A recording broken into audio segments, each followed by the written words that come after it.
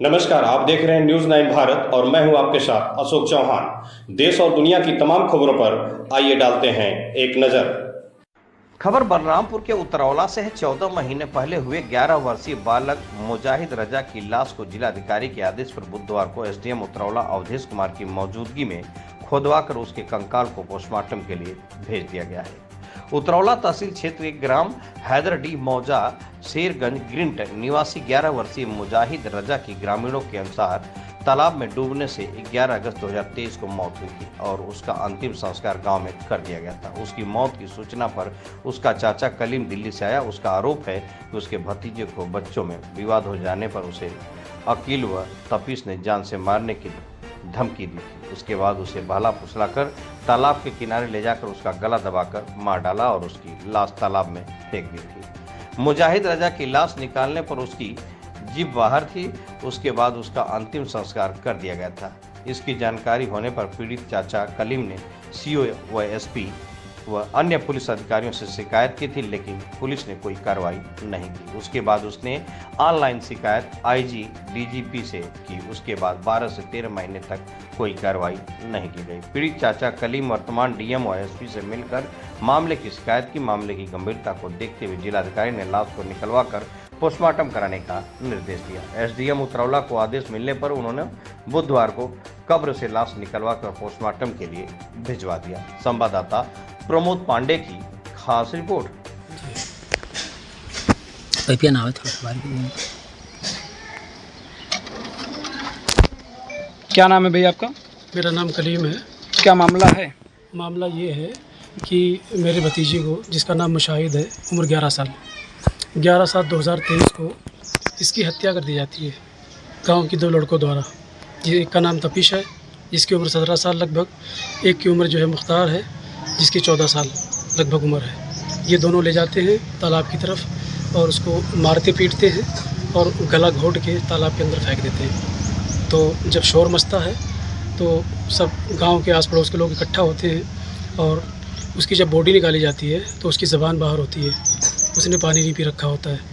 तो निकाल के जब लाते हैं तो अब जो है गांव की एक महिला हमारे पास फ़ोन करती है कि भाई आपका लड़का नहाने गया था और डूब गया, जो कि वो झूठ बोलती है हमारे से। उसको पता होता है कि वो नहाने नहीं गया था और ना ही वो डूबा है, उसको मार के फेंका गया है। हम दिल्ली से आनंद फानंद में भागते हैं, हमें 18 घंटे लग जाते हैं दिल्ली से यहाँ घर पहुँचने में। आते हैं, सारी तैयारियाँ हो रखी होती हैं और हम मट्टी करा देते हैं, जाँच के आदेश देते हैं। उसी संदर्भ में आज जो है खबर की खुदाई हो रही है, बॉडी निकाली जा रही है और बॉडी पोस्टमार्टम के लिए जाएगी। उसके बाद जैसा भी रिपोर्ट आएगा वो फिर कार्रवाई करने का आश्वासन दिए है। तो अच्छा, आपका ये कोई दुश्मनी था जो लोग आपके मतलब? नहीं, हमारी कोई ज़ाती दुश्मनी नहीं थी, लेकिन लड़के से एक दिन झगड़ा हुआ था। ये जो तपीश है, इससे झगड़ा हुआ था। इसने मतलब मारा था मेरे भतीजे को। उसी रंजिश में इसने धमकी दी थी कि साले तेरे को मार दूंगा, और आखिर वही हुआ। 1 हफ्ते के अंदर ही इसने मतलब अपना काम कर दिया, मार दिया। तो ये आपके बच्चे की उम्र कितनी थी? मेरे बच्चे की उम्र 11 साल थी। और उन दोनों का उम्र कितना था? जो दोनों, तपीश की 17 साल है, मुख्तार की जो है 14 साल है। आपके बच्चे का क्या नाम था? मुशाहिद रजा। अच्छा, उम्र 11 साल। और उन दोनों बच्चों का क्या नाम है? मुख्तार की जो है 14 साल है, पुत्र रियाज, और तपीश जो है पुत्र घिराऊ। अच्छा, ये दोनों हैं।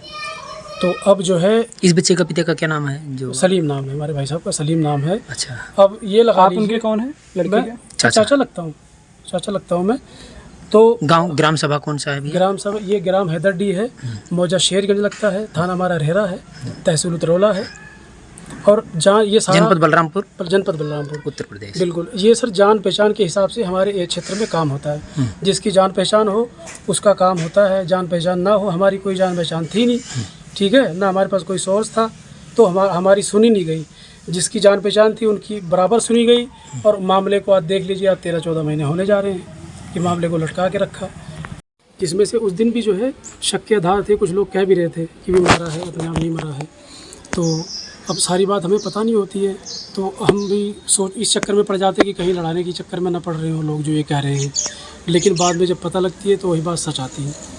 तो अब 28 दिन लग जाते हैं सारी चीज़ हमें जानने में। जब हम 28 दिन के बाद पुलिस के पास जाते हैं, हुसैनाबाद पुलिस चौकी, तो ये प्रार्थना पत्र लिख के जाते हैं। ये देखिए, ये 28 दिन के बाद इस पर 3 महीने हमें घुमाया जाता है।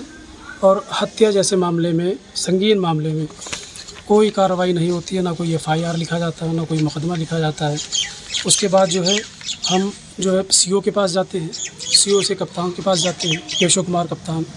कोई सुनवाई केशव कुमार जो SP थे पहले। जी केशव कुमार। कोई सुनवाई नहीं होती है। उसके बाद जो है आप फिर हमारे तक के बैठ जाते हैं, फिर ऑनलाइन शिकायत करना हम चालू करते हैं IGRS पर, तो IG महोदय के पास और ADG के पास।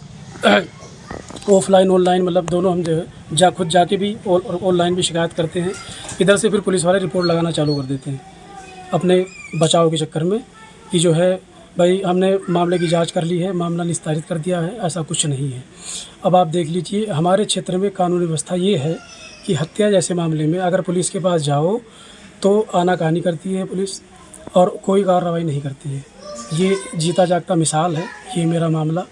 तो अब जो है अब नए जो कप्तान साहब आए हैं, DM साहब आए हैं, ये विकास कुमार जी, इनके पास हम 16 अगस्त को जाते हैं और इनको हम सारी बात बताते हैं कि सर ऐसी बात हुई है और हमारी सुनवाई नहीं हो रही है कहीं। यहाँ खबरों का सिलसिला कभी नहीं थमता। सिर्फ और सिर्फ बने रहिए न्यूज़ 9 भारत पर। अब चाहूँगा इजाज़त। नमस्कार।